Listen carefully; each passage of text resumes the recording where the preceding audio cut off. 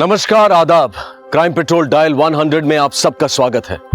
आज हम आपको एक ऐसे जांबाज ऑफिसर की कहानी सुनाने जा रहे हैं जिसने आतंकवादियों को अपनी हिम्मत और कारनामे से सिर्फ आतंकित ही नहीं किया बल्कि सभी आतंकवादियों को मौत के घाट उतार दिया। सुपर कॉप की इस सुपर स्टोरी को आपको सुनाने में आज फिर मेरा साथ दे रहे हैं फिल्म जगत के जाने माने कलाकार रणवीर सिंह। कहते हैं समय अपना हीरो खुद चुनता है। सुपर कॉप मृत्युंजय सिंह को भी एक बेहद ही मुश्किल वक्त ने अपना हीरो चुना। इस ऑफिसर की वीरता और देश प्रेम बाजीराव पेशवा की याद दिलाता है, जो अपनी जिंदगी देश के लिए न्यौछावर करने के लिए हमेशा तैयार रहे। कुछ लोग जो मुंबई की धड़कनों को रोकना चाहते थे, इस ऑफिसर ने उनकी सांसों को ही तोड़ दिया। मुंबई स्पेशल स्क्वाड में कार्यरत मृत्युंजय सिंह आज हम सब के लिए एक मिसाल है।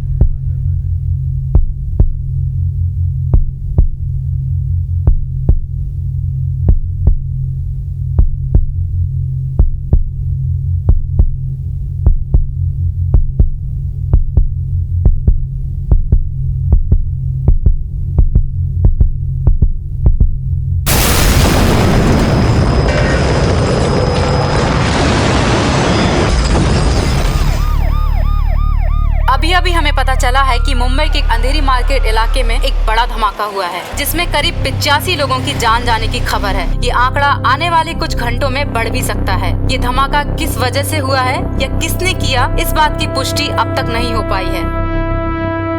आकाश जी, अब तक की रिसर्च ब्लास्ट में हेवी आरडीएक्स का इस्तेमाल किया गया है। हमारी इंटेलिजेंस टीम ये पता लगाने की कोशिश कर रही है कि रिसेंटली किसने और कहां इतने सारे आरडीएक्स का सौदा किया था। हमें जो भी इंफॉर्मेशन मिलेगी हम लोग टाइम टू टाइम आपके साथ शेयर करते रहेंगे। हो ना हो ये काम किसी बड़े आतंकवादी संगठन का है और हमारे इंटेलिजेंस टीम के हिसाब से ये तो सिर्फ एक सैंपल था। शायद इनका मिशन कुछ और बड़ा करने का है। Thank you for sharing the information mister Gauravansh. हमारी पूरी कोशिश है कि हम इस मामले की जड़ तक पहुंचे। इस केस में मैं मुंबई क्राइम ब्रांच का सबसे बेस्ट ऑफिसर लगाऊंगा। लेकिन अगर एक हफ्ते के अंदर ये केस सॉल्व नहीं होता तो हमें ये केस इंटेलिजेंस डिपार्टमेंट की एक स्पेशल टीम को देना होगा। वैसे आपके इस ऑफिसर का नाम क्या है जिस पर आपको इतना भरोसा है? भरोसे से भी 2 कदम आगे होता है यकीन, और मुझे पूरा यकीन है कि मृत्युंजय सिंह ही इस केस को सॉल्व करने के लिए सबसे बेस्ट ऑफिसर है। आकाश जी, आपके ऑफिसर इस वक्त कहाँ होंगे? अबे दिमाग का भाषा वाली मत कर, साले नींद में तो नहीं देख लिया उसको? क्या हुआ रे? मन्या का फोन था, बोल रहा है मृत्युंजय यहाँ पे आ रहा है। अबे तो इतना रिस्क क्यों ले रहा है? चल फटाफट निकलते इधर से।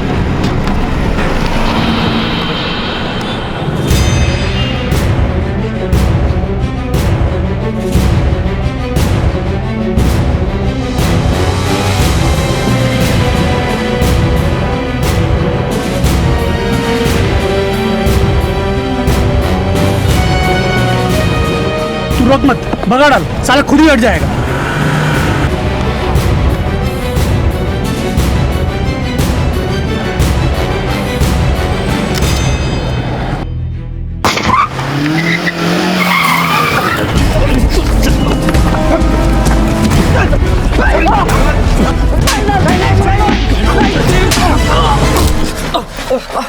सर, आपने इतना रिस्क क्यों लिया? इनका क्या है? इनको तो हम पीछा करके भी पकड़ लेते हैं। अगर आपको कुछ हो जाता तो? मौत की आंखों में खौफ निकाल कर देखो तो मौत भी अपना रास्ता मोड़ लेती है खान। वैसे भी जिंदगी उसी दिन से शुरू होती है जिस दिन दिल से डर खत्म हो जाए।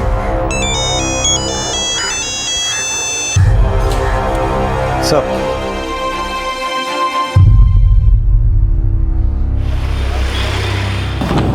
सर, यस मृत्युंजय, कम इन, सिट।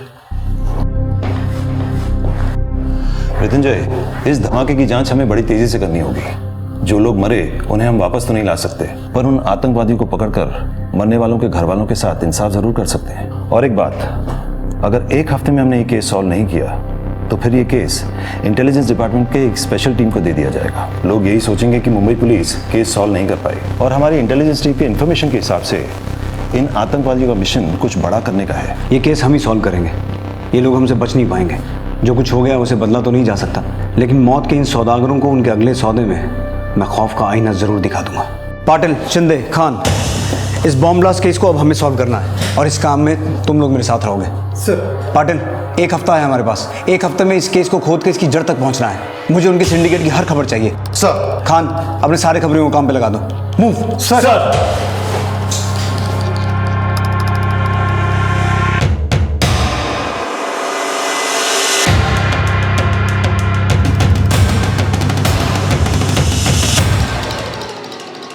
भैया सेब कैसे दिए? 150 किलो मैडम। 150 रुपए किलो? सब जगह 100 रुपए किलो है, लगाइए 100 रुपए और 1 किलो दे दीजिए। 120 से कम नहीं होगा मैडम। भैया मैं हमेशा आपके पास से लेती हूँ, लगाइए। नहीं मैम, 120 से कम नहीं होगा, लेना तो नहीं तो आप जाओ। लेना ही नहीं है, चलो। अक्षय, अक्षय, अक्षय, अक्षय,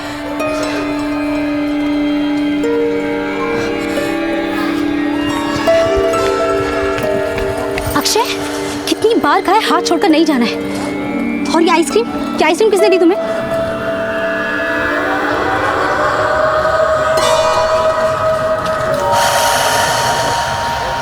कौन थे?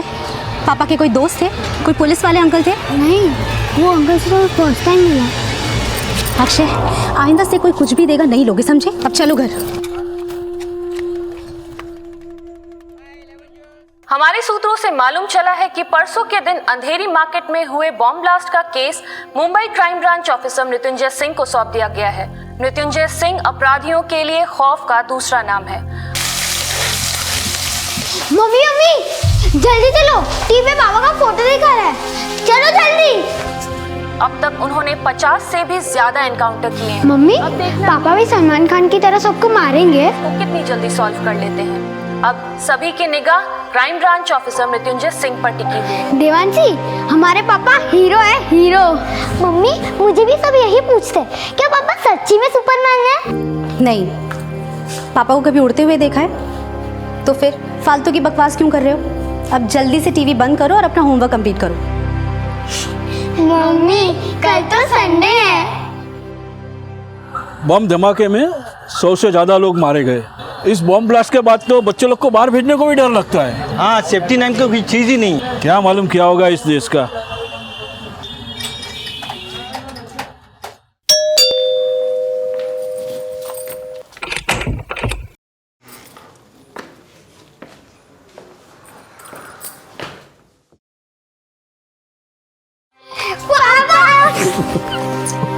ये लो, तुम दोनों के लिए। पापा, कल स्केटिंग भी चाहिए। अच्छा, दोनों को एक साथ चाहिए? प्लानिंग मिल जाएगी। आपके अलावा डिपार्टमेंट में और कोई नहीं है क्या? टीवी में आने का इतना ही शौक था तो हीरो बन जाते। आज अक्षय के साथ कुछ भी हो सकता था। क्या हुआ अक्षय को?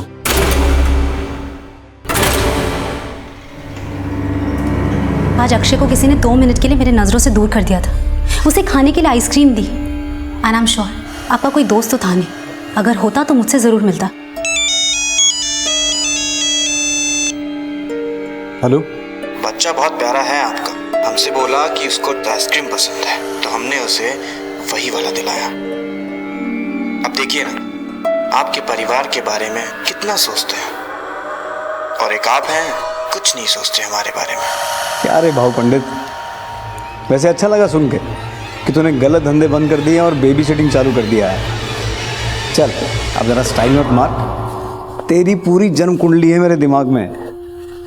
तेरे पंडित ने तुझे बताया नहीं, तेरी कुंडली में एक दोष है। सर्प दोष नहीं रे, मृत्युंजय दोष। कौन है? कुछ नहीं, तू जाके चाय बना।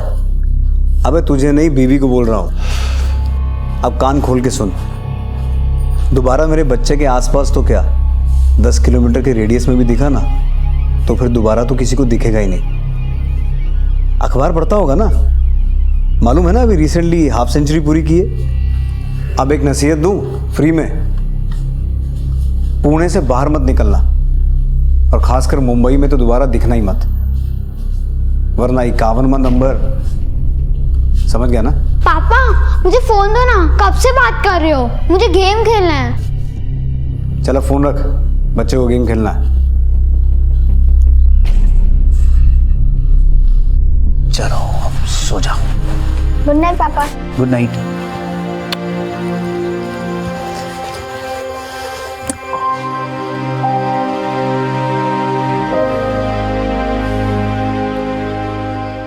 रीमा टेंशन मत लो, हमारे बच्चों को कुछ नहीं होने दूंगा।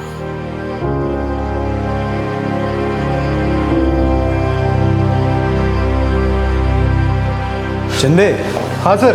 आज तेरा दिन कैसा है? दिन तो बहुत अच्छा है सर। चलो फिर गन लोड करो, देखते हैं आज तो कितना लकी है। सर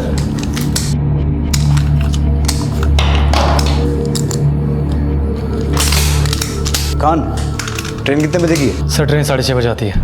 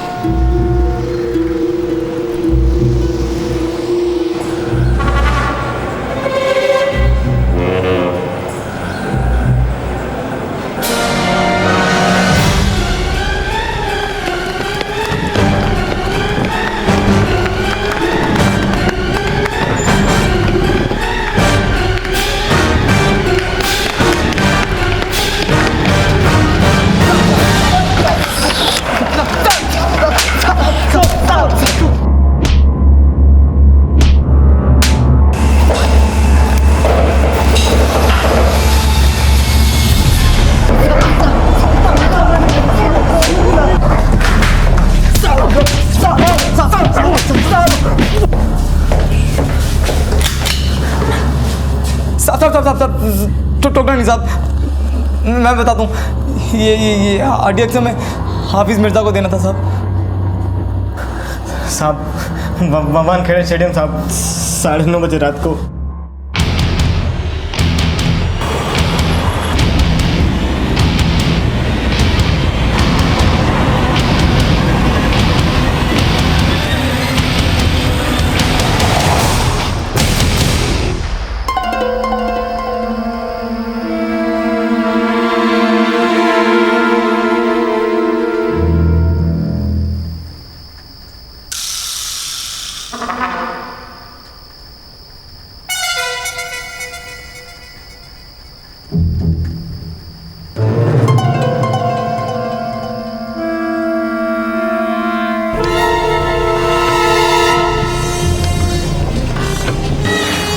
रुक।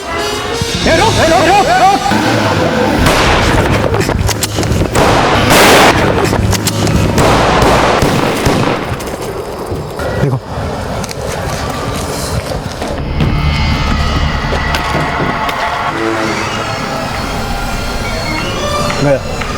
गाड़ी की तलाशी लो।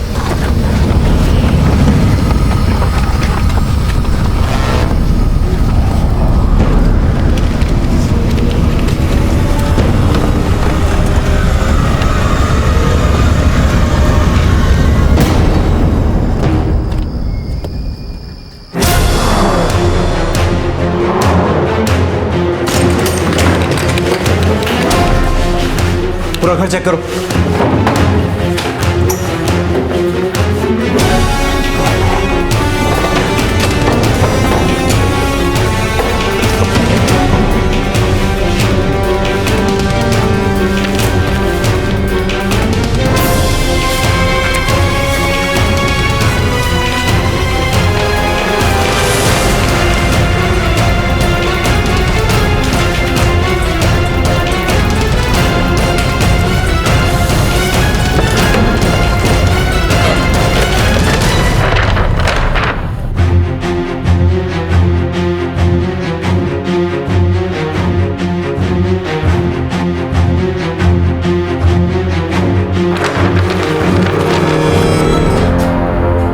यहाँ एक आदमी रहता है राजेश नाम का, उसके बारे में कुछ जानते हैं? नहीं साहब, जानते तो नहीं कुछ, लेकिन आप थोड़ी देर पहले बाहर जाते हुए देखा था उसे। इस घर पर नजर रखना, 24 घंटे कांस्टेबल यहाँ चाहिए मुझे। हमारी मुंबई पुलिस की टीम को इस बात की जानकारी मिली कि बोरीवली स्टेशन पर कुछ 2 लोग आरडीएक्स सप्लाई करने जा रहे थे। हमारी टीम ने बड़ी मुश्किल से इन दोनों आतंकवादियों को पकड़ा, जिनसे ये पता चला कि ये आरडीएक्स खुखार आतंकवादी हफीज मिर्जा को पहुंचाया जा रहा था। हफीज मिर्जा वही आतंकवादी था जिसकी हमें काफी वक्त से तलाश थी। पुलिस के साथ मुठभेड़ में हफीज की मौत हो गई। आगे की जानकारी हम आपको अपडेट करते रहेंगे। Thank you.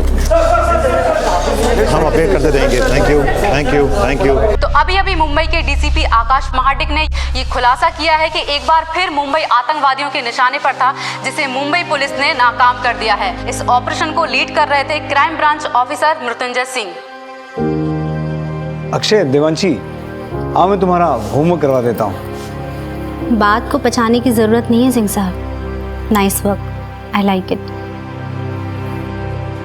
मुंबई पुलिस के सबसे चर्चित पुलिस ऑफिसर मृत्युंजय सिंह ने एक बड़े आतंकी साजिश को नाकाम किया है और इसी के साथ उन्होंने ये साबित कर दिया है कि जब तक मुंबई शहर में मृत्युंजय सिंह जैसे ऑफिसर्स हैं, तब तक मुंबई रुकेगी नहीं। इस बहादुरी के लिए उन्हें स्वयं राष्ट्रपति ने सम्मानित किया है। मृत्युंजय और उनके चाहने वालों के लिए ये एक बड़ा मौका है। ये दूसरा मौका था जब मृत्युंजय सिंह को उनकी वीरता और पराक्रम के लिए राष्ट्रपति मेडल से सम्मानित किया गया था।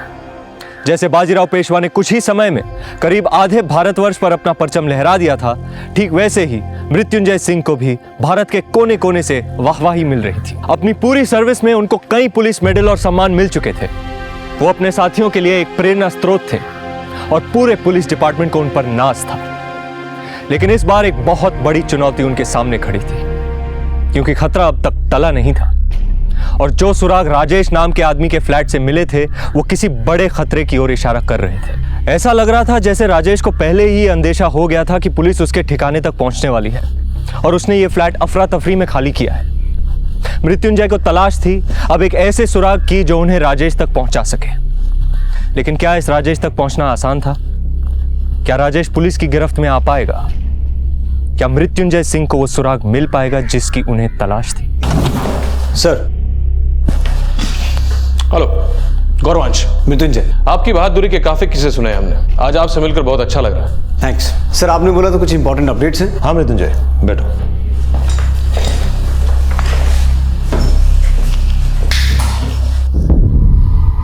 इस फोटो को गौर से देखिए। यह है आजाद हिंदुस्तान का कमांडर बिलाल। अहमदाबाद वाले केस में भी यही मास्टरमाइंड था जिसने पूरे प्लानिंग को अंजाम दिया था। इनफैक्ट इंटरपोल ने भी इसे टॉप 50 टेररिस्ट के लिस्ट में इंक्लूड किया है और इस बार हमें पता चला है कि यह मुंबई में कुछ बड़ा करने वाला है। हमारे इंटेलिजेंस टीम के साइबर सिक्योरिटी सेल ने कुछ कॉल्स और मैसेजेस ट्रेस किए हैं। इन्हीं मैसेजेस को डिकोड करने के बाद हमें पता चला है कि मुंबई ही उसका अगला टारगेट है और जितने भी कॉल्स, मैसेजेस और ईमेल्स हमने ट्रेस किए हैं वो सारे के सारे पाकिस्तान, दुबई और सऊदी से किए गए थे।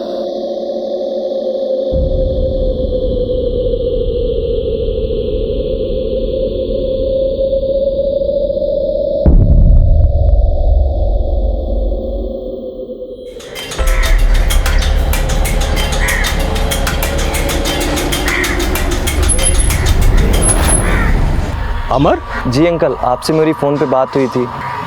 चलो मैं तुम्हें घर दिखाता हूँ। ये घर है और हमेशा इसे साफ सुथरा रखना। जी अंकल, घर तो मुझे पसंद है। अंकल, कभी कभी कुछ दोस्त मेरे यहाँ पढ़ाई के लिए आएंगे, आपको कोई प्रॉब्लम तो नहीं है? बट वो दोस्त कोई लड़की तो नहीं है? नहीं अंकल, लड़की का चक्कर नहीं है। तो फिर ठीक है, लाओ सारे पेपर मुझे दे दो, मैं ज़ेरॉक्स करा कर तुमको दे दूंगा।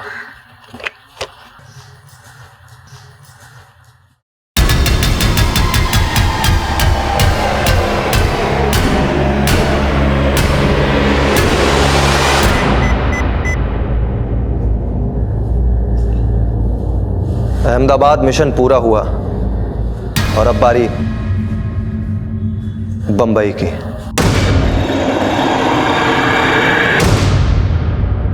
बिलाल उर्फ राजेश जैसे आतंकवादी बड़ी ही होशियारी के साथ अपने ठिकाने का चुनाव करते हैं। वो हमेशा ऐसी जगह ढूंढते हैं जहां उनको आसानी से रहने की जगह मिल जाए, और इस केस में भी ऐसा ही हुआ।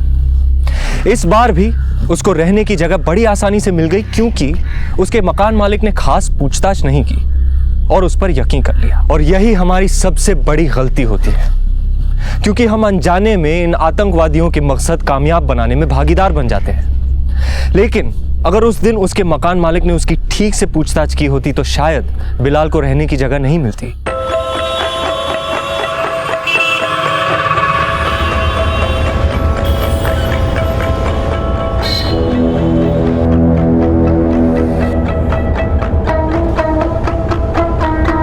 साहब, बहुत मोटा पैसा इधर से उधर हो रहा है, वालिद कर रहा है। पक्की खबर है? एकदम पक्की सब। और वालिद, एक चाय तो पिला यार।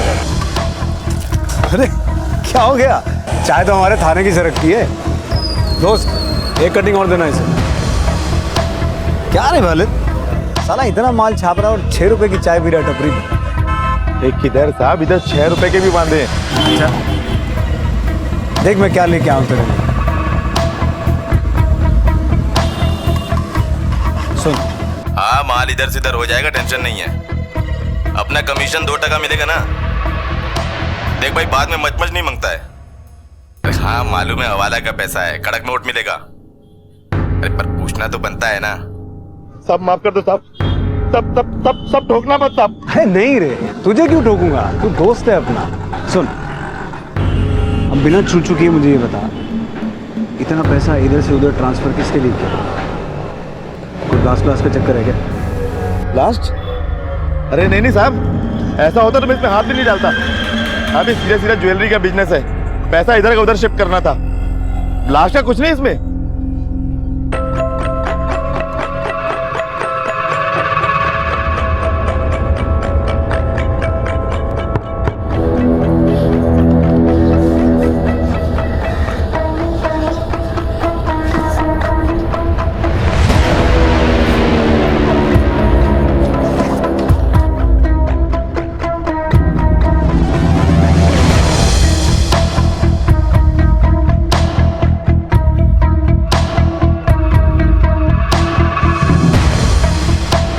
सामान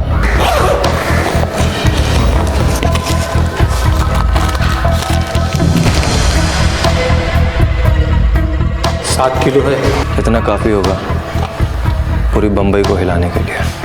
आओ, तुम लोग अभी ग्रैंड रोड मार्केट जाओ और बाकी के सामान का जल्दी से जल्दी बंदोबस्त करो। जाओ। सर, मैंने वालिद नाम के एक आदमी को पकड़ा जो हवाला का बहुत बड़ा अमाउंट इधर से उधर कर रहा था, लेकिन वो पैसा किसी ज्वेलरी कंपनी का निकला। उनका कोई टेररिस्ट कनेक्शन नहीं है। मृत्युंजय, इस मेल को इंटेलिजेंस डिपार्टमेंट ने ट्रेस किया है। इस मेल में मुंबई की धड़कन को रोकने की बात की गई है। जरूर प्लानिंग बहुत बड़ी है इस बार। सर, मैं बहुत जल्द इन लोगों तक पहुंच जाऊंगा। ये लोग जो भी प्लान कर रहे हैं, मैं इन्हें कामयाब नहीं होने दूंगा। खेल भले ही इनका हो, जीत हमारी होगी। Excuse me sir. हेलो, क्या आप अभी घर आ सकते हैं?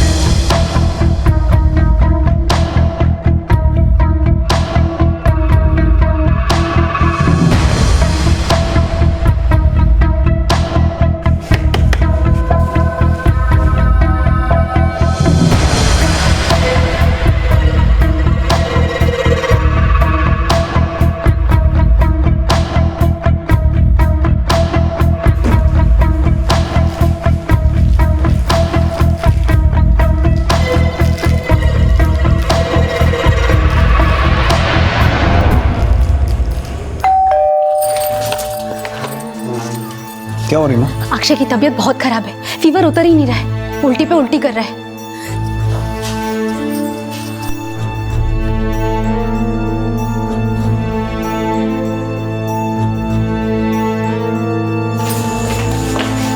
मृत्युंजय, क्या आपके पास थोड़ा वक्त होगा अपने बेटे के लिए? मैं सब कुछ अकेले नहीं कर पाऊंगी।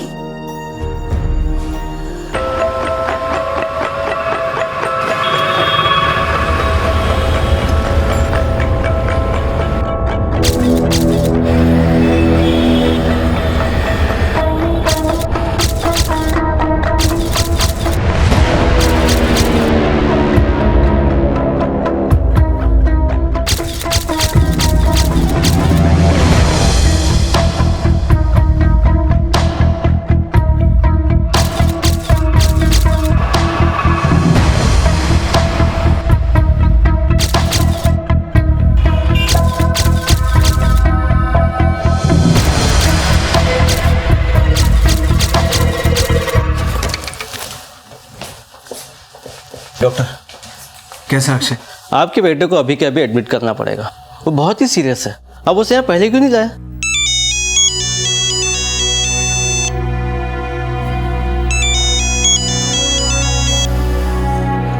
हेलो,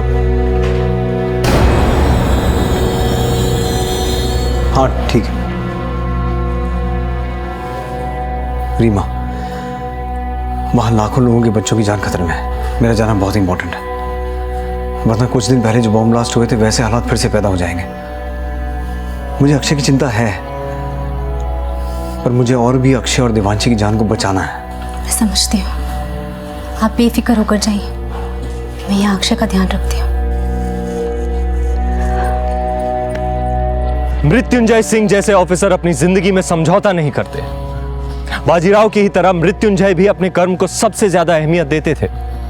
उनके बेटे की हालत नाजुक थी, लेकिन फिर भी उनके और उनके परिवार के लिए उनकी ड्यूटी और उनका फर्ज सबसे पहला था। एक तरफ बिलाल अपने खतरनाक मंसूबों को अंजाम देने के लिए तैयारियां शुरू कर चुका था। बिलाल वो सारी जगहें तय कर चुका था जहां वो बॉम्ब रखने की साजिश कर रहा था, और दूसरी तरफ मृत्युंजय सिंह के पास बहुत कम समय बचा था, और इस हमले को रोकने के लिए उन्होंने तुरंत अपने खबरियों के नेटवर्क को एक्टिवेट किया। बोल राजू, क्या खबर? सलाम साहब, सब गोरेगांव में कुछ ठीक नहीं लग रहा साहब। क्या हुआ गोरेगांव में? एसपी रोड पे जीवन नगर में कुछ दिन से कुछ लड़के लोग इकट्ठा हो रहे हैं, पता नहीं क्या क्या लाते हैं बैग भर भर के साहब। पता किया मैंने उधर, पता चला कि ई के कॉलेज के स्टूडेंट बन के रह रहे हैं। कॉलेज के पंटर लोगों ने बताया कि ये लोग तो कभी कॉलेज के आसपास भी नहीं दिखे। जीवन नगर एसपी रोड गोरेगांव में कुछ गड़बड़ है। वहाँ कुछ दिनों से कुछ लड़के रह रहे हैं जो अपने आप को कॉलेज के स्टूडेंट्स बताते हैं। मैंने पता किया है, उनका कॉलेज में एडमिशन है ही नहीं। तुम लोग वहाँ जाओ और किसी बहाने से ये पता करने की कोशिश करो कि मामला क्या है। सर। हाँ बोलो रीमा। डॉक्टर ने बोला है कि अक्षय को डेंगू है, काफी सीरियस है, आईसीयू में शिफ्ट करना होगा। ठीक है, मैं अभी हॉस्पिटल आता हूँ।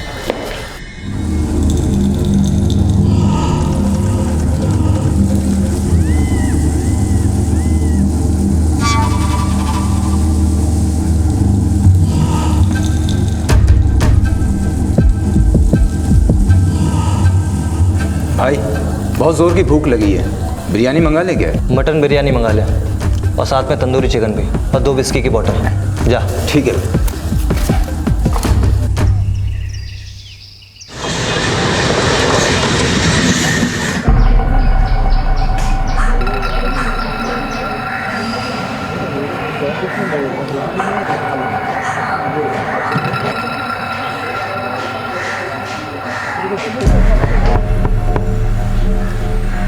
तू देख, बाकी सब लोग अंदर, जल्दी।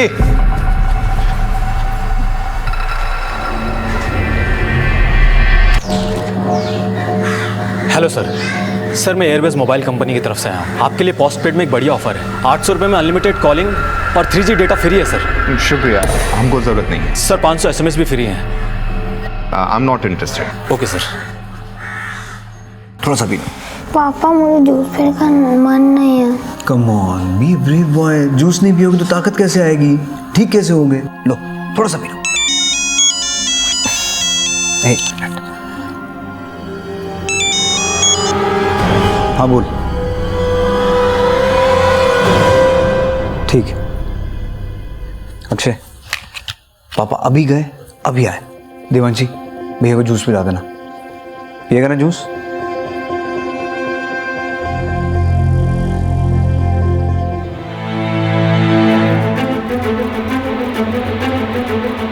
सर हमने पूरे जीवन नगर को छान मारा, वहाँ पर सिक्योरिटी नाम की कोई चीज़ नहीं है।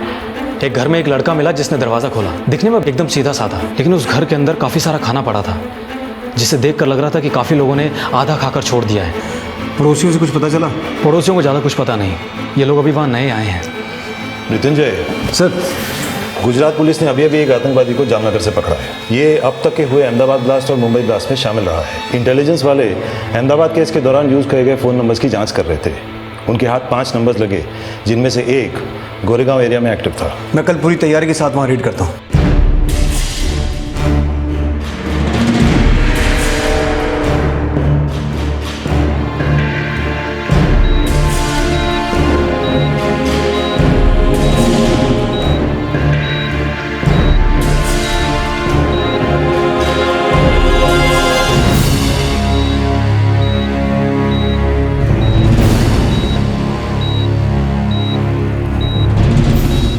सर कल का रेट कैंसिल करें?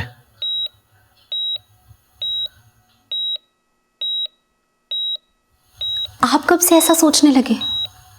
यहाँ हॉस्पिटल में आपके बेटे को बचाने के लिए डॉक्टर्स हैं, मैं हूँ उसके पास, लेकिन देश के हजारों बेटों को बचाने के लिए कल कौन होगा वहाँ? ड्यूटी के फर्स्ट डे आपने शपथ ली थी कि आपके लिए देश सबसे पहले होगा, देश के लोग सबसे पहले होंगे, देश की सुरक्षा सबसे पहले होगी।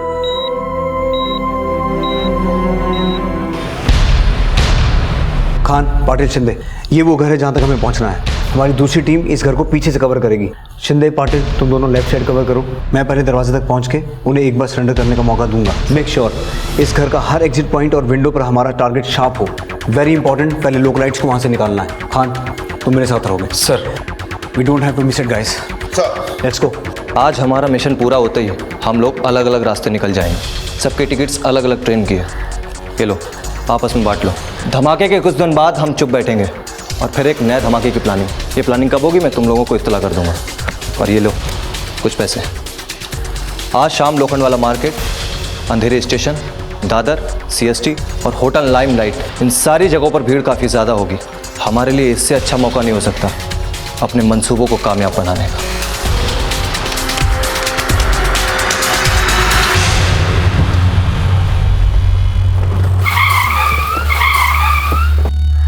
आसपास से सारी पब्लिक को हटाओ। मूव। हाँ जी, आइए। चल चल चल।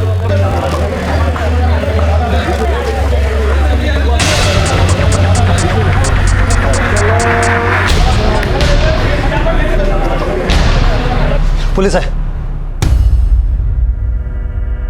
अरे छोड़िए इसे, मूव। चलिए अपने घर पे जाइए। चलिए चलिए फटाफट जाइए, फटाफट।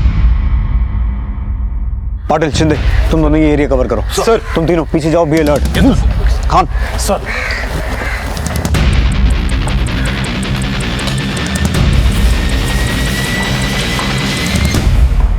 कुछ भी करने से पहले मैं तुम लोगों को बता दूं, पुलिस ने पूरे एरिया को घेर लिया है। यहां से बच निकलने का कोई चांस नहीं है। हम लोग खून खराबा नहीं चाहते, बेहतर होगा बारी बारी से बाहर आ जाओ।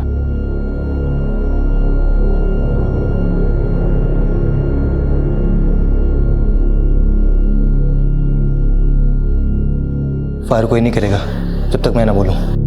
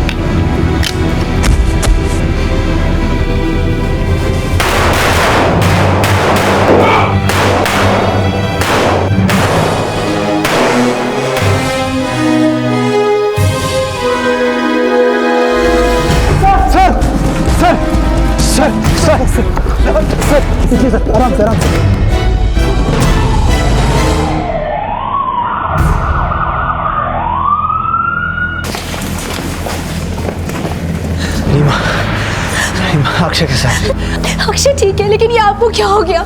ये तो एक आधी गोली, इससे मेरा क्या होगा? मुझे अक्षय के पास लेके चलो अभी, मुझे उससे मिलना। देखिए आपकी हालत नाजुक है। नहीं डॉक्टर, मेरा अक्षय से मिलना बहुत जरूरी है। उसकी हालत ठीक नहीं है। मैं उसका हीरो हूँ, मैं उसका सुपरमैन हूँ। मुझे देख के उसे ताकत मिलती। आज अगर वो रिकवर नहीं हुआ तो उसकी हालत और बिगड़ जाएगी। Please please let me meet him please.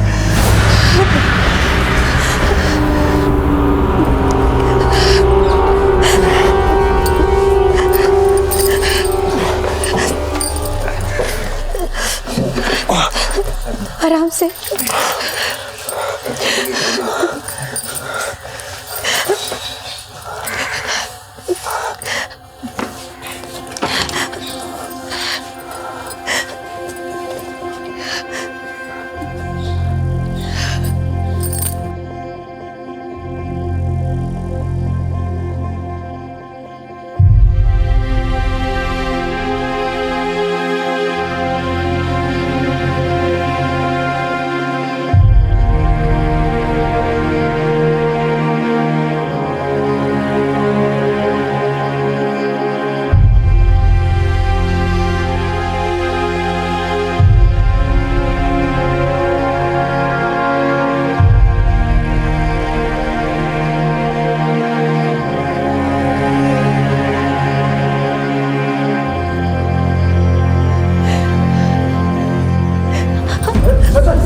जल्दी से आईसीयू में लेके चलिए।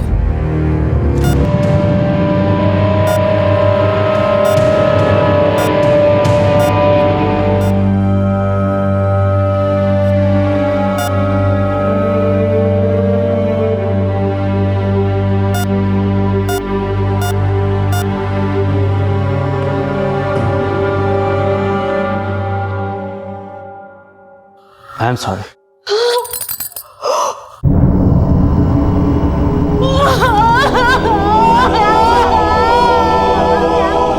हमें ये बड़े दुख के साथ बताना पड़ रहा है कि मुंबई पुलिस और हमारे देश को आज एक बड़ा झटका लगा है। हमारे बीच एक ऐसा जाबाज ऑफिसर नहीं रहा जिसकी जाबाजी एक मिसाल थी। शहीद मृत्युंजय सिंह ने मुंबई और मुंबई के लोगों को तो एक खौफनाक सीरियल ब्लास्ट से बचा लिया, पर इस दौरान शूटआउट में फंसे 2 बच्चों को बचाते हुए उन्हें आतंकवादियों से कुछ गोलियां लग गईं, जिसकी वजह से आज शाम वो वीर गति को प्राप्त हुए।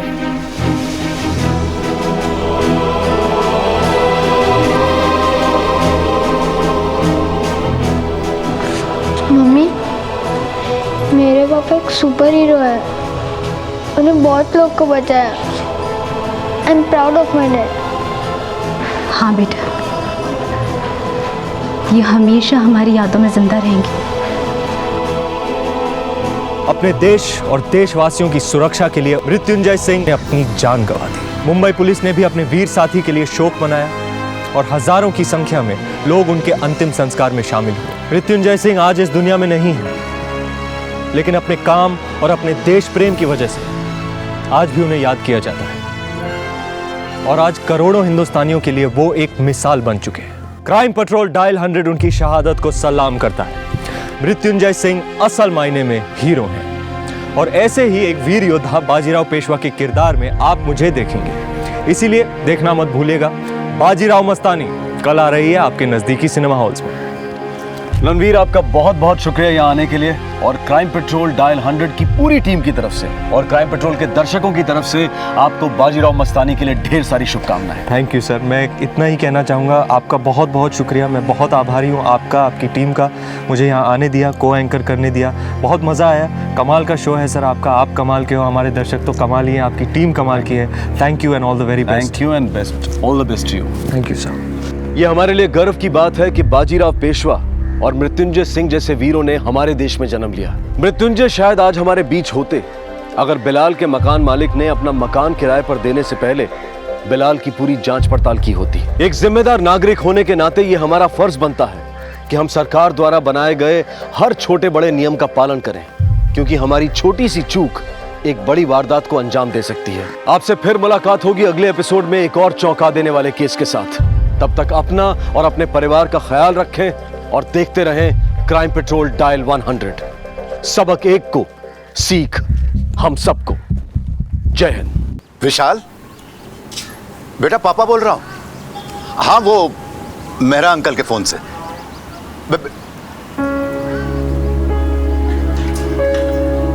क्या हुआ, काट दिया ना?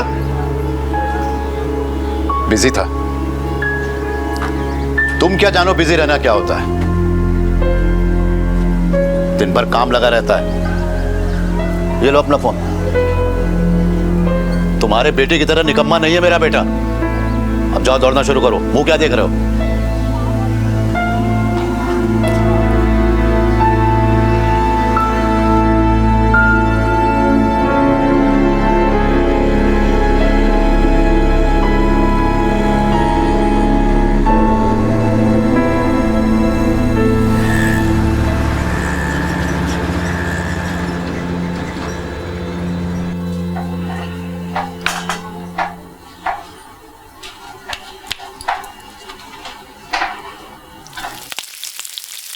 मंदार, तू जल्दी से बाजार जा और दही लेकर आ।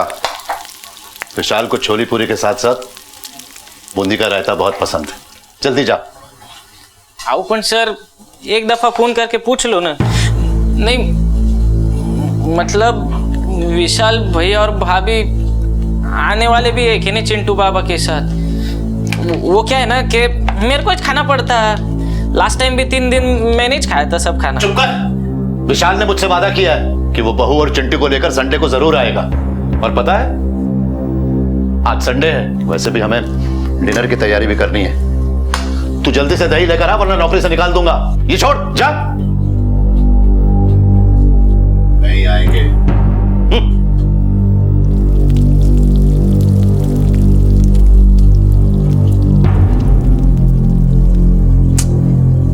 इस मंदार की आदत है आग लगाने की। चलता है वो विशाल से। अरे उसने मुझसे वादा किया है कि वो संडे को आएगा। तुम देख लेना, वो जरूर आएगा। तिनका तिनका जोड़ परिंदा आशियां बनाता है। तिनका तिनका चोंच में डाल बच्चों को पालता है और फिर एक दिन वो बड़े हो जाते हैं और उड़ जाते हैं, मुड़कर भी नहीं देखते। सेना से रिटायर्ड कैप्टन श्रीकांत सिंह मुंबई स्थित अपने आशियाने में अपने बेटे और उसकी फैमिली की पल पल राह देख रहे थे। मेज पर डिनर भी सज चुका था। ऐसा पहले भी कई बार हुआ था। ज्यादा नहीं, लगभग 20 से 25 किलोमीटर दूर नवी मुंबई से उनका बेटा अब तक पहुंचा नहीं था और तुरक मिजाज फौजी बाप विचलित हो रहा था।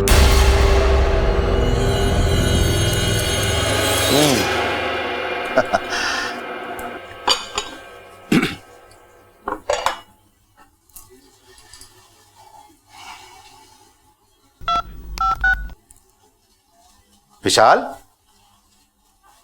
कहां हो बेटा तुम लोग? 11 बज चुके हैं। मैंने अपने हाथों से खाना बनाया बेटा तुम लोगों के लिए। तुम्हारे लिए खीर बनाई है और चिंटू के लिए बहुत सारे गिफ्ट लेकर आया हूँ। ड्राई फ्रूट सब कुछ सब लेकर आया हूँ बेटा। डैड सॉरी, आज कुछ काम में फंस गया हूँ, नहीं आ पाऊंगा। बेटा संडे को भी काम? अरे 1-1.5 घंटा तो लगता है वाशी से यहाँ आने में। तुम्हारे पास मेरे लिए कभी टाइम ही नहीं होता विशाल। डैड प्लीज, रखता हूँ, बाद में बात करूंगा। विशाल फोन मत काटना। विशाल,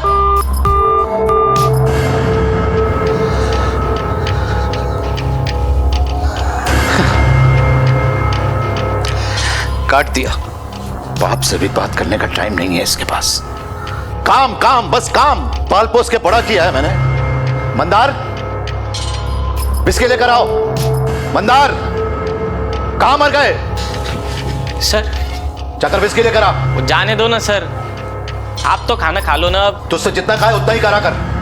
जा बिस्किट लेकर आ, जा फौरन। अपने हाथों से खाना बनाया मैंने, क्या फायदा हुआ? वो विस्की खत्म हो गया है सर। जब खत्म हो जाती विस्की तो लेकर आना चाहिए ना। इडियट, ये लो। दोबारा ऐसी गलती नहीं होनी चाहिए। फास्ट।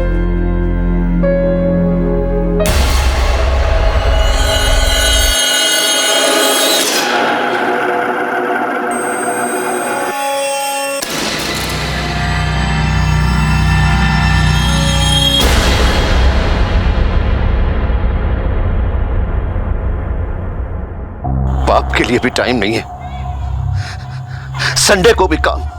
इतने दिन हो गए अपने पोते का चेहरा देखने के लिए तरस गया मैं।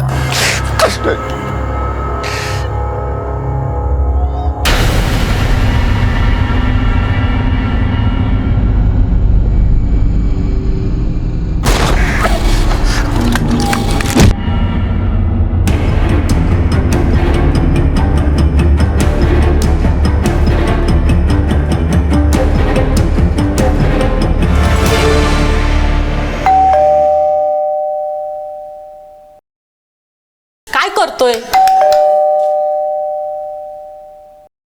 अरे बाबा, मुझे दूसरे यहाँ भी काम पर जाना है।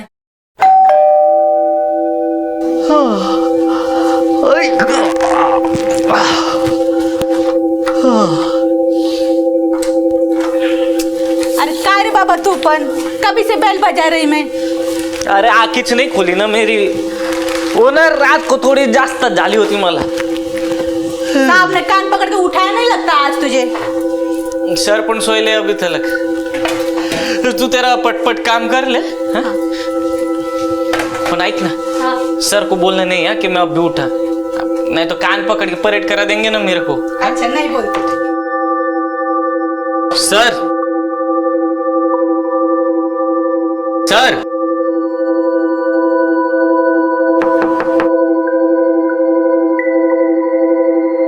सर,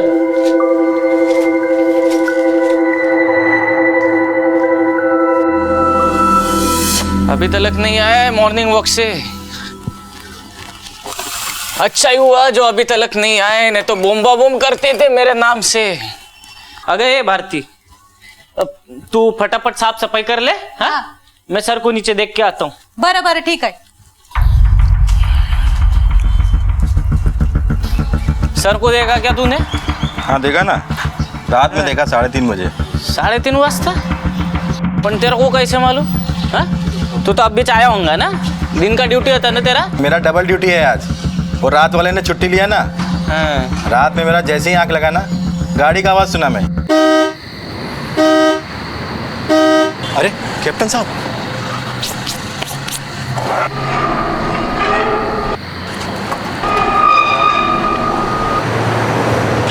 सलाम साहब। इसलिए तेरा ऐसा हालत हो गया है, कर उसको अंदर कर, सर आएंगे तो परेड करा देंगे ना तेरे को भी। जा जा जा, अपना काम कर। किधर गए होंगे सर? वो भी बिना बोले सर को फोन करना मत था।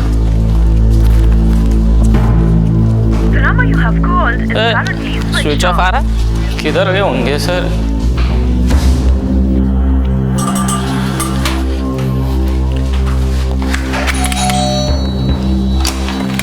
क्या हुआ? कप्तान सर को देखा क्या आपने? नहीं। अंकल, ओ अंकल। अरे मंदार, कैप्टन कहाँ है? अरे वही तो पूछने को आया ना मैं आपको। तू मेरे को पूछते हैं? अरे कैप्टन तो आज आए नहीं, और मैं उनका ही वेट कर रहा हूँ। क्या बात है? कल रात से गायब है ना वो। रात से गायब है?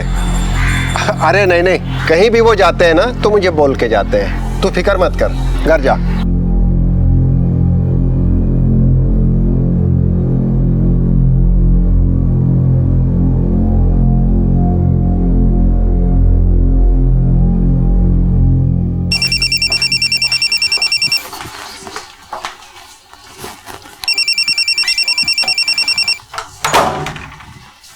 बेटा बाहर जाके पढ़ाई करो, चलो जल्दी जल्दी जल्दी।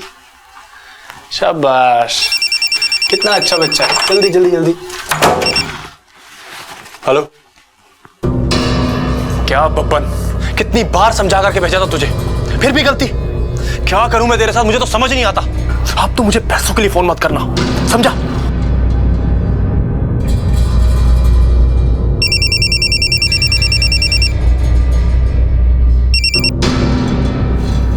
हेलो भैया, कब से फोन कर रहा मैं आपको, आपका फोन ही नहीं लग रहा। हाँ वो मैं किसी से बात कर रहा था। बोल क्या हुआ? आपके पापा नहीं मिल रहे। पापा नहीं मिल रहे?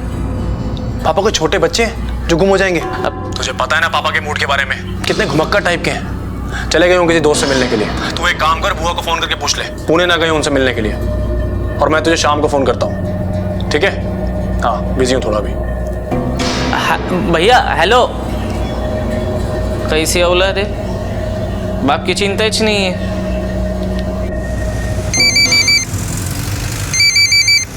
तूने सब जगह पूछा ना? सबको पूछा मैंने, सब जगह देख के भी आया।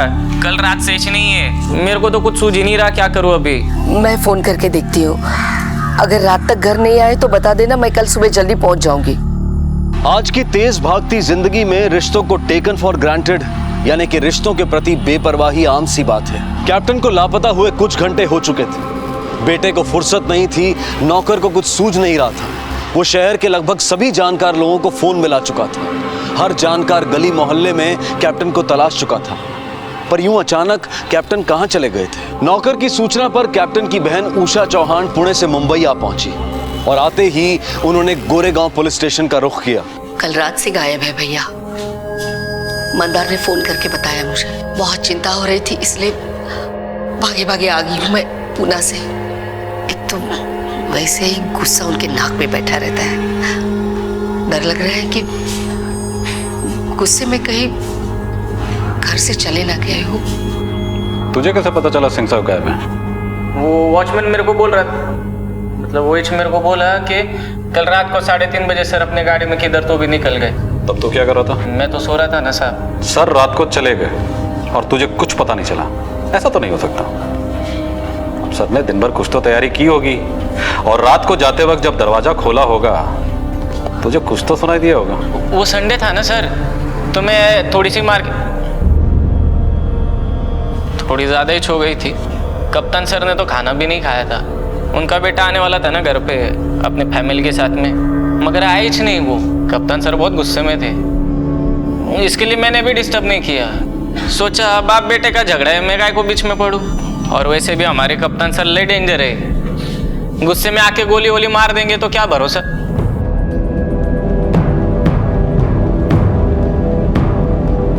उनका बेटा कहाँ रहता है? वाशी, नवी मुंबई ला। उनके बेटे को पता नहीं कि सिंह साहब गायब है? नहीं मालूम है ना, मैंने तो फोन करके बोला था उनको। तो फिर वो आया क्यों नहीं? उसे उनकी कोई फिक्र नहीं है। उसने तो मंदार से ये भी कह दिया कि गए होंगे कहीं घूमने।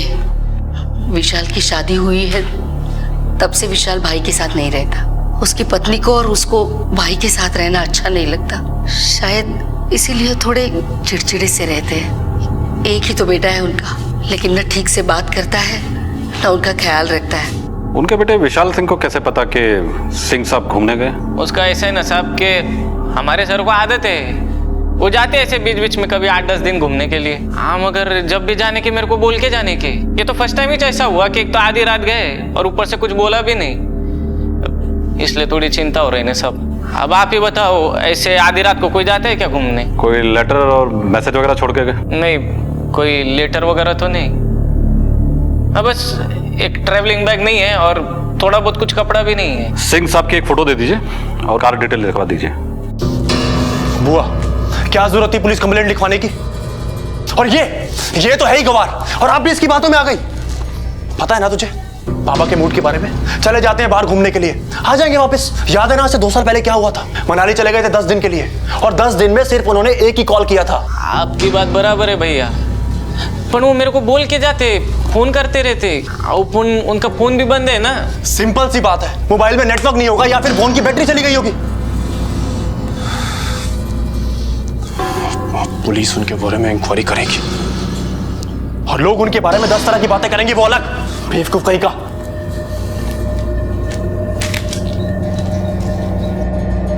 कैप्टन जरा सनकी हैं। अब अकेले आदमी का स्वभाव हो ही जाता है ऐसा, ऊपर से फौजी, काफी डिसिप्लिन्ड है। बिल्डिंग में कुछ भी गलत होता है ना तो पूरी बिल्डिंग हिल जाती है उनकी आवाज से। What is this nonsense? जिसने भी ये केले का छिलका फेंका है तुरंत आके उठा ले, वरना कैप्टन सिंह के गुस्से को अच्छी तरीके से जानते हो तुम लोग। कौन है? अंकल, डोंट गेट एंग्री, मैं छिलके को डस्टबिन में फेंक देता हूँ।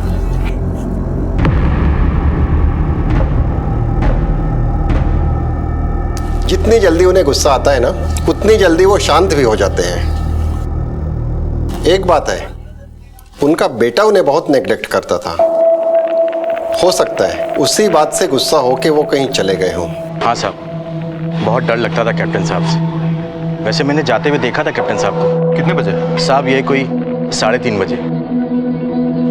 सलाम साहब। मगर सच बोलूं साहब, वो जब से यहाँ से गए ना, बिल्डिंग में बहुत शांति है। छोटी छोटी बात पर चिक किया करते थे। ये बटन क्यों खुला है? बंद करो इसे। जी सर। तुम यहाँ सिक्योरिटी के लिए तैनात हो ना?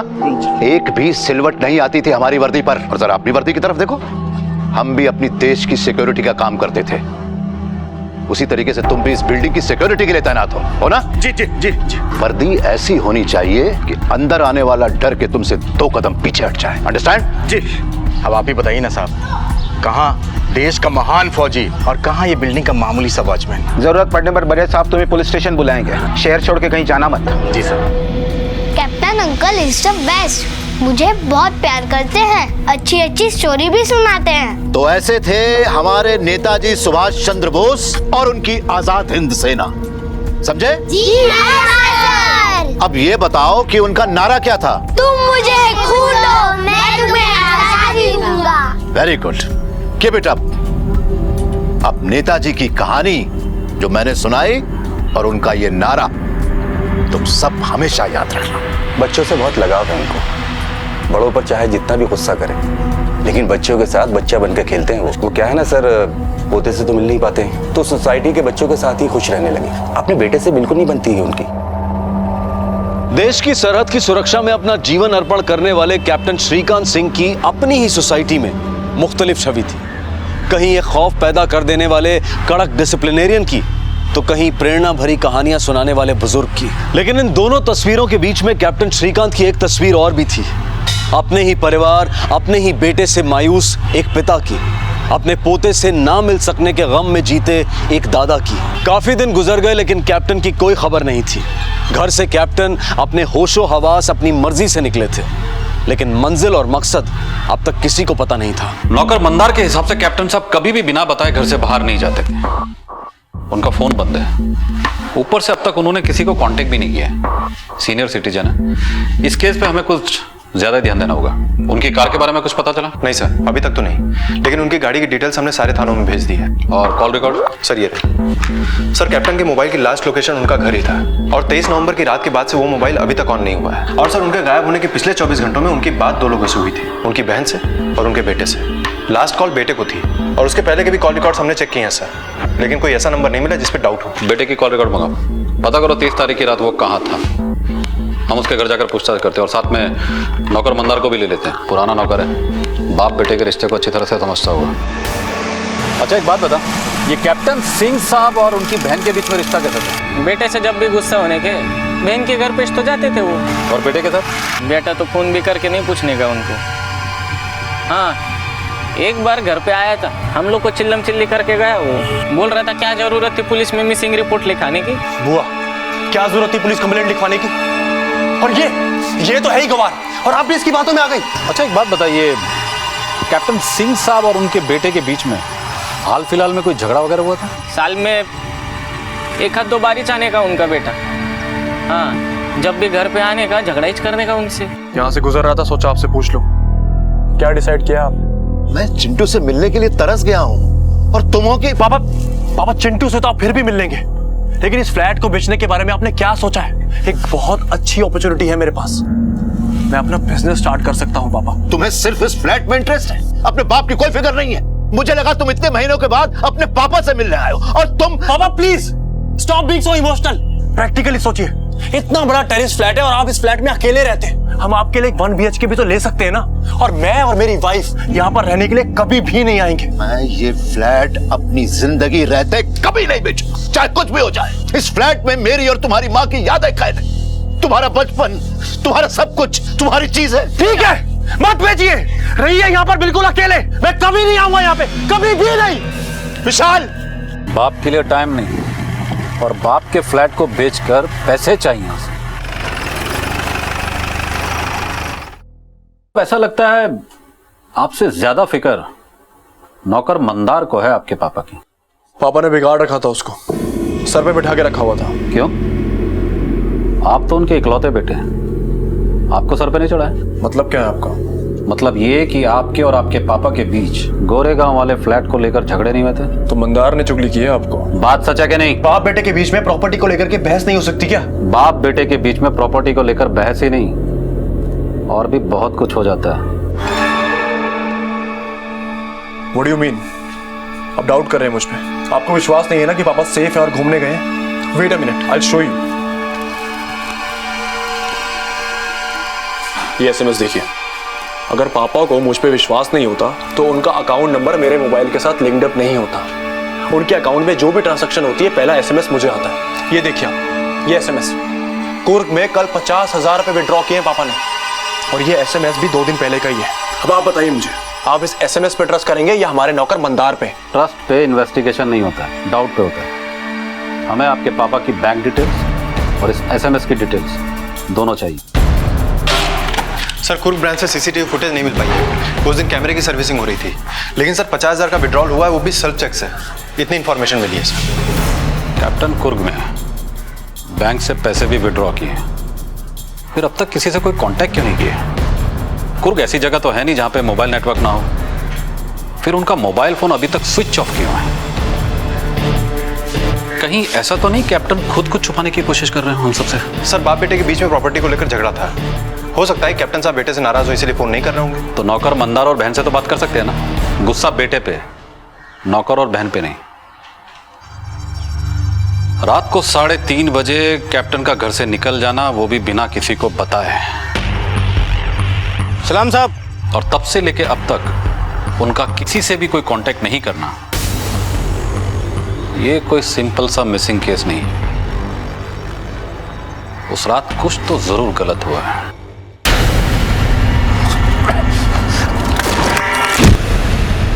कैप्टन अपनी कार से कुर्ग तो नहीं गए होंगे, और अगर वो अपनी मर्जी से गए होंगे तो उन्होंने अपनी कार को कहीं ना कहीं पार्क तो जरूर किया होगा, और अगर उन्हें जबरदस्ती ले जाया गया है तो ले जाने वाले ने उनकी गाड़ी को इधर उधर छोड़ दिया होगा। अब इस कार का मिलना हमारे लिए बहुत जरूरी है। अरे यार बहुत अंदर थक गए ना? अब से इतना लंबा टूर नहीं करूँ। नहीं। कार झाड़ियों में क्या कर रही है?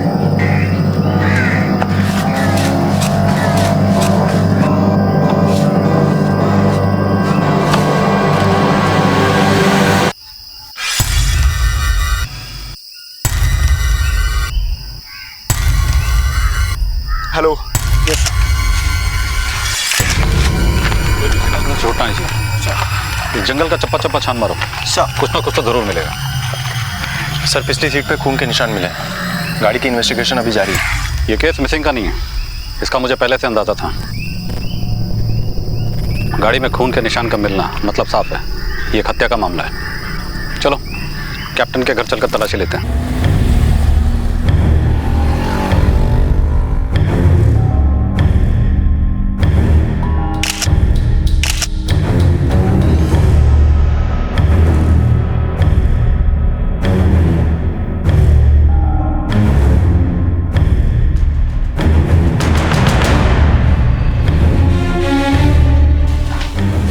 सर मैंने वॉश बेसिन का एरिया पूरा चेक किया और मुझे हैंड वॉश के नीचे से ब्लड स्टेन्स मिले हैं। सर मास्टर बेडरूम का टॉयलेट काम नहीं कर रहा है, ऐसा लगता है कि उसके पाइप में जबरदस्ती कुछ फंसाया गया है। प्लम्बर को बुलाकर चेक करो। Yes sir. सर इस गन पे भी ब्लड के निशान मिले। मुझे इन सबकी जांच रिपोर्ट जल्द से जल्द चाहिए। गाड़ी में मिले खून के निशान और बंदूक में मिले खून के निशान, दोनों को मैच करिए। वो नौकर मंदार बाहर ही खड़ा है सर, उसको हिरासत में लो। उस रात कुछ ना कुछ तो घर में जरूर हुआ था, और वो एक अकेला ऐसा शख्स है जो उस वक्त घर में मौजूद था। ओके सर, चलो। साहब चलो। कुछ नहीं किया साहब, मैंने कुछ नहीं किया। आईफोन क्या साहब? अरे मैं था उस दिन रात को घर में। हमारे सर बहुत खुश थे, उनका बेटा अपनी बीवी बच्चे को लेके आने वाला था घर पे, लेकिन 11 बज गए फिर भी उनका बेटा नहीं आया। मंदार विस्की लेकर आओ। वो विस्की खत्म हो गया है सर। जब खत्म हो जाती है विस्की तो लेकर आना चाहिए ना, इडियट। ये लो। जब मैं विस्की लेके घर पे आया तो 11:15 बज गए थे। मैंने बाहर से आवाज लगाई, सर सर सर के कमरे से कोई आवाज नहीं आई, तो मेरे को लगा सर सो गए होंगे। अब मैं भी 2-4 पैग लगा के सो गया। चुप! कैप्टन साहब की गाड़ी और उनकी राइफल पे खून के निशान मिले हमें। खून? तूने बताया कि तूने कैप्टन साहब को आवाज लगाई। हाँ लगाई थी ना साहब, लेकिन अंदर जाकर नहीं देखा कि कैप्टन साहब अंदर हैं या नहीं। एक बार हमारे सर कमरे में गए ना, कि बाहर से ठकठकाने का ऑर्डर नहीं था ना। इसे लॉकअप में रखो। नहीं सर। इसे तोड़ो और इसका ब्लड सैंपल भी लो। नहीं साहब सच्ची में, सुनो ना मेरी बात। सर कमोड की पाइप में कागज के टुकड़े फंसे हुए थे, इसलिए पाइप चोक हो गया था। लेकिन सर पेपर की क्वालिटी देखने से ऐसा लगता है जैसे किसी लीगल पेपर्स के टुकड़े। उनको भी मैंने फॉरेंसिक के लिए भेज दिया। कैप्टन उसके बेटे की कॉल रिकॉर्ड की फाइल लेकर आओ। Okay sir. सर ये रही विशाल सिंह की कॉल डिटेल्स।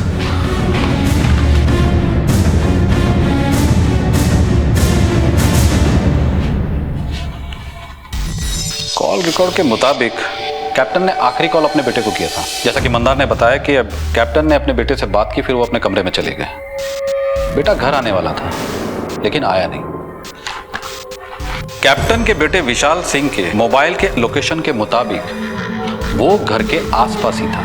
अब सवाल ये उठता है कि वो इतना नजदीक होते हुए भी घर क्यों नहीं आया? सर इससे तो साफ जाहिर है कि विशाल सिंह हमसे झूठ बोल रहा है। कब से एक ही कहानी सुना रहा है कि बाप घूमने गया है। सर कहीं ऐसा तो नहीं है कि वो हमें घुमा रहा है?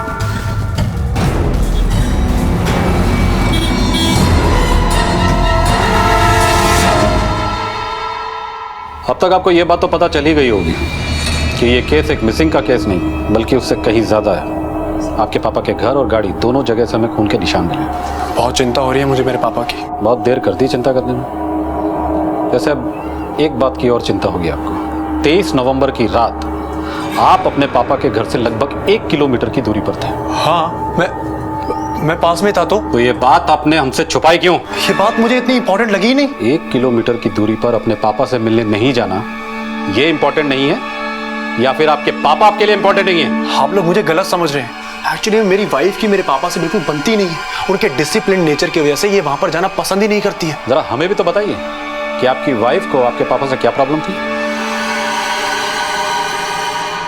सर पापा के साथ रहने का मतलब है कि आर्मी के रूल्स को फॉलो करना। 6 बजे उठ जाओ, रात को 9 बजे सो जाओ, सुबह जॉगिंग पे जाओ, रात को टाइम पर खाना खाओ। और ये सारे रूल्स पूरी फैमिली के लिए थे। इसलिए मेरी वाइफ वहां पर जाना बिल्कुल भी पसंद नहीं करती थी। और उस रात तो हम सर वहां पर गए ही नहीं।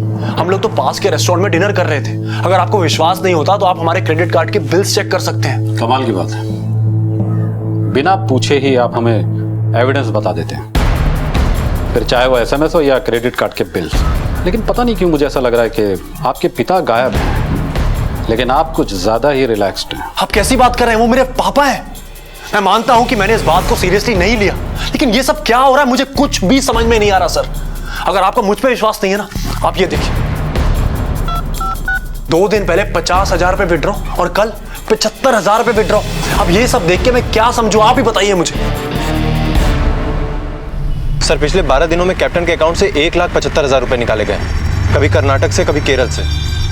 सर ये बात नॉर्मल नहीं है। पिछली बार हमें CCTV फुटेज से कुछ नहीं मिला, इस बार दोनों जगह से मंगाओ, पता तो चले कैप्टन के अकाउंट से पैसे ड्रॉप कैप्टन ही कर रहा है या कोई और। सर राइफल पे कैप्टन के उंगलियों निशान मिले हैं, लेकिन जो ब्लड सैंपल्स हमें उनकी गाड़ी और उनके घर से मिले हैं उसका ब्लड ग्रुप ना तो कैप्टन से मैच करता है, ना ही उनके बेटे विशाल से, ना ही नौकर मंदार से।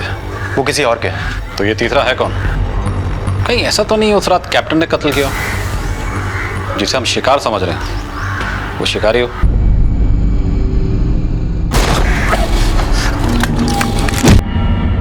सर वॉचमैन के हिसाब से कैप्टन 3:30 बजे रात में गाड़ी में निकले। हो सकता है गाड़ी में लाश हो, उसी की जिसके ब्लड सैंपल्स हमें मिले हैं।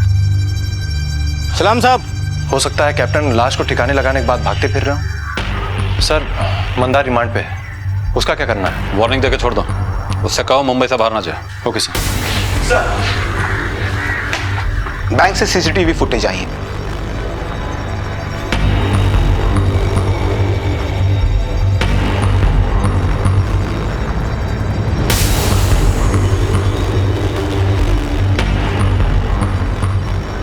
सर विड्रॉल तो हुआ है लेकिन कैप्टन कहीं नजर नहीं आ रहे हैं। कहीं हम लोग रॉन्ग डायरेक्शन में तो नहीं जा रहे हैं? मतलब? सर मतलब ये कि ऐसा भी तो हो सकता है ना कि कोई और उनके अकाउंट से पैसे निकाल रहा हो। बड़ी सफाई से सिग्नेचर किया गया, पता नहीं चलता है नकली है। पर ध्यान से देखिए, 20,000 के ओरिजिनल साइन वाले चेक का S और 50,000 के डुप्लीकेट साइन वाले चेक का S मैच नहीं करता है। कहने का मतलब यह है कि दोनों सिग्नेचर कैप्टन सिंह के नहीं हो सकते हैं।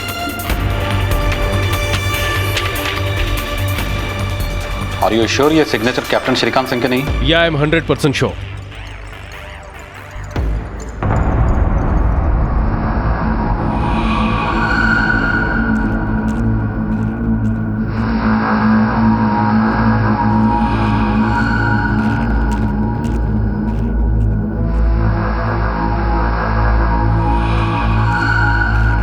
उस रात तो मैं गाड़ी के हॉर्न से जागा था,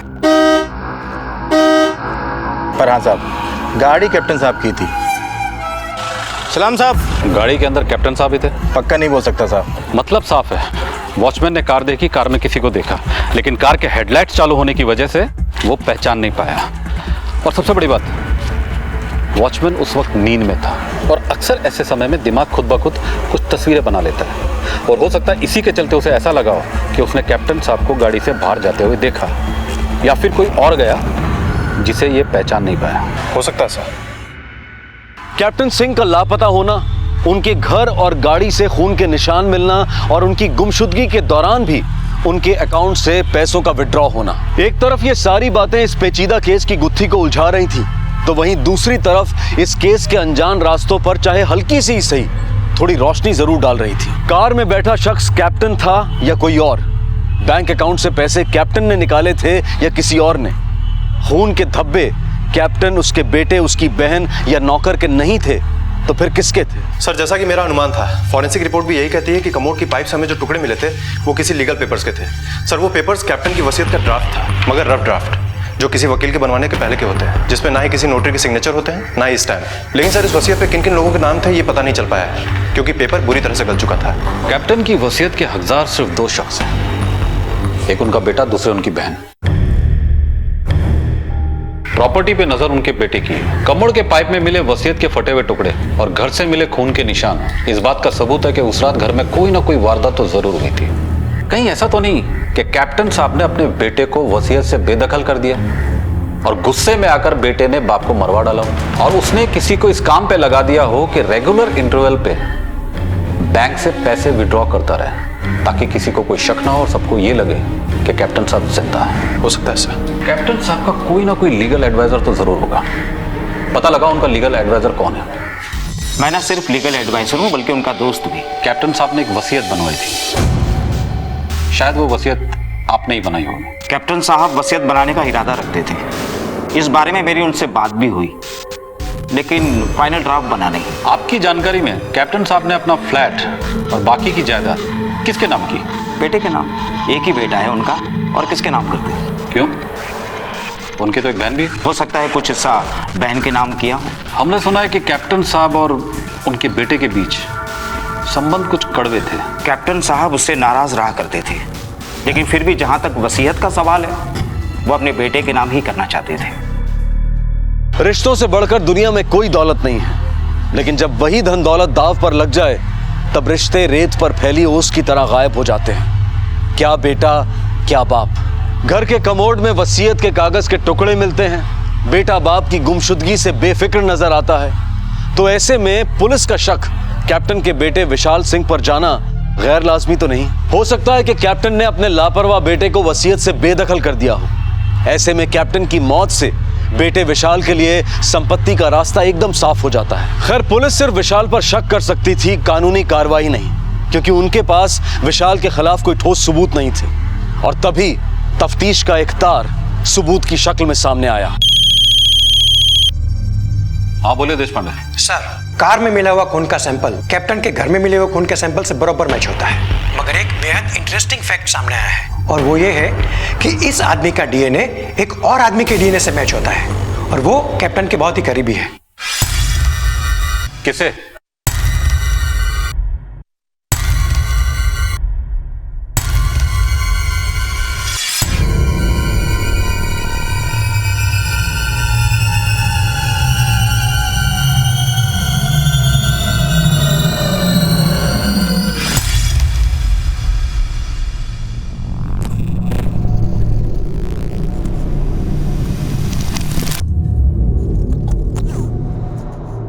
हेलो सिक्योरिटी, किसी को बाहर मत जाने दो।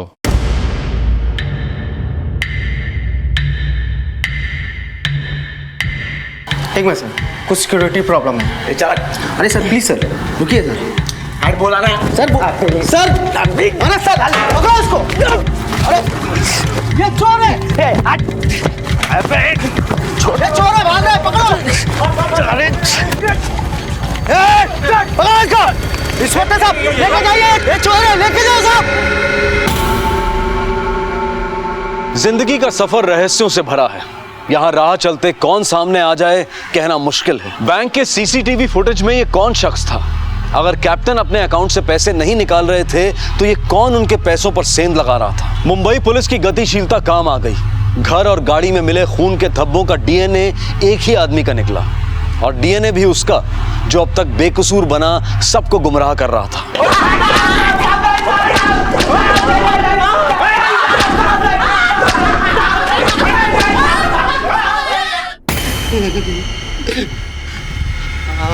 आओ साहब,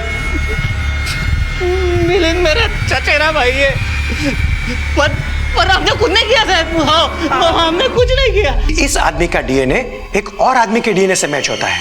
किसे? वो कैप्टन के घर के नौकर मंदार से। अब तक हम ये सोच रहे थे कि कैप्टन का बेटा हमें घुमा रहा है, लेकिन घुमा तो तू हमें रहा था मंदार। तेरी कुंडली तो छप चुकी है, सारी कहानी हमारी समझ में आ चुकी है। अब सीधे सीधे सच बता।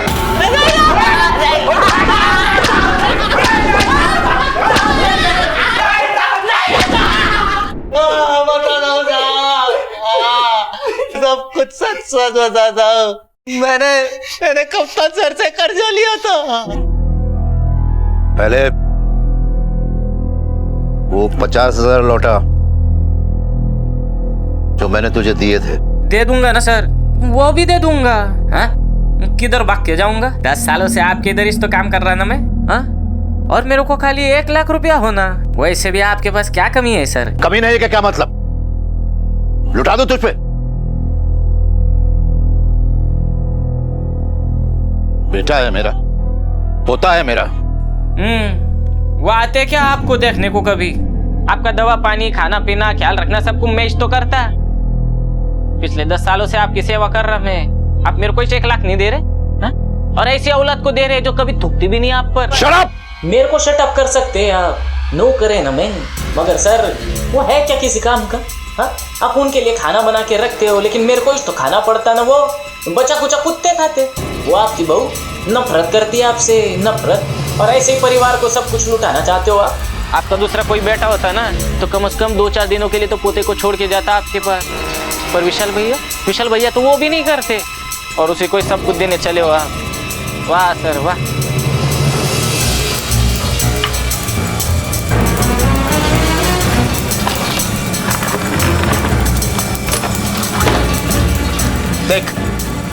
देख नालायक, अपनी वसीयत का एक हिस्सा मैंने तेरे नाम पर भी किया था, लेकिन आज मुझे तेरी नीयत में खोट नजर आ गई, इसलिए मैं इस वसीयत को फाड़ता हूं। नहीं सर, सॉरी सर, गलती हो गया सर। दोबारा ऐसी गलती नहीं होगी ना सर। सॉरी सर, माफ कर दो सर। सर माफ कर दो सर, हाथ जोड़ दो सर। सुन, मैंने तुझ पर भरोसा किया था जो आज टूट गया। अगर फौजी का भरोसा एक बार टूट जाए तो दोबारा वो गलती नहीं करता। Once a traitor is always a traitor। अब पहले तू मुझे 50,000 रुपए लौटाएगा, उसके बाद अपना हिसाब कर और दूसरी नौकरी ढूंढ।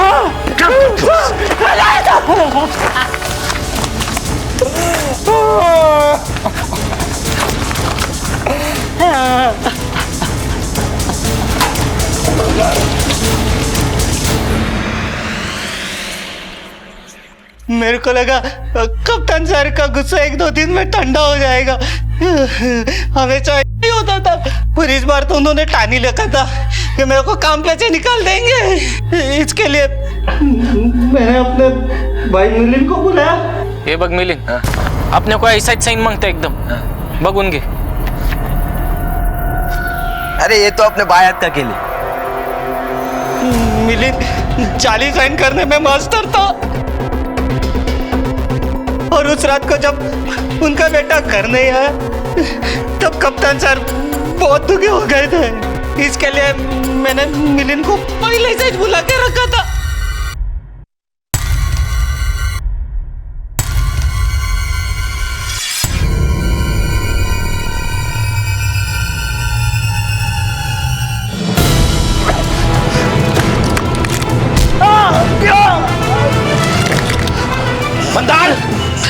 मंदार जल्दी आओ। मंदार कहां से आया? बोलो नहीं तो गोली मार दूंगा। बोल कौन है तू? मंदार। मंदार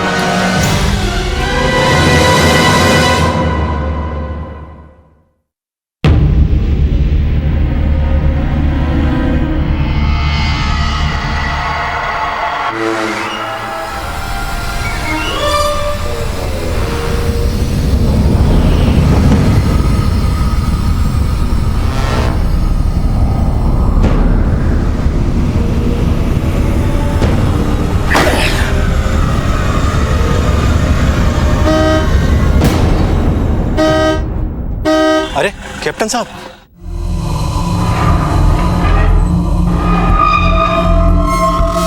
सलाम साहब।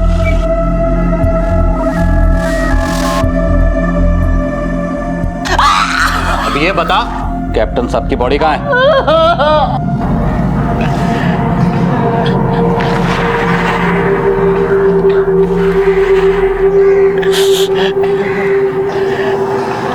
कहते हैं जहां सतर्कता घटी वहीं अपराध हुआ, लेकिन आज के इस केस में यह कहना ज्यादा सही होगा कि जहां संवेदना घटी रिश्ते बिखर गए। विशाल अगर अपने पिता के प्रति थोड़ा संवेदनशील, थोड़ा रिस्पॉन्सिव होता तो शायद मंदार जैसे लोगों की हिम्मत ही ना पड़ती। आज देश के महानगर बुजुर्गों के लिए असुरक्षित होते जा रहे हैं। आए दिन उनके साथ अपराध हो रहे हैं।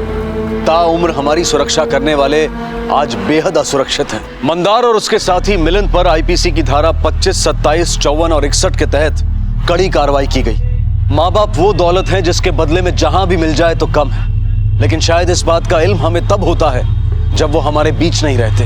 अपने बुजुर्गों का, अपने माता पिता का ख्याल रखें, उनकी इज्जत करें, उन्हें भरपूर प्यार दें। इसी विचार के साथ मैं अनूप सोनी आपसे विदा लेता हूं। फिर मुलाकात होगी अगले एपिसोड में और खुलासा करेंगे एक और जुर्म का। तब तक अपना और अपने परिवार का ख्याल रखें और देखते रहें क्राइम पेट्रोल डायल 100। सबक एक को, सीख हम सबको।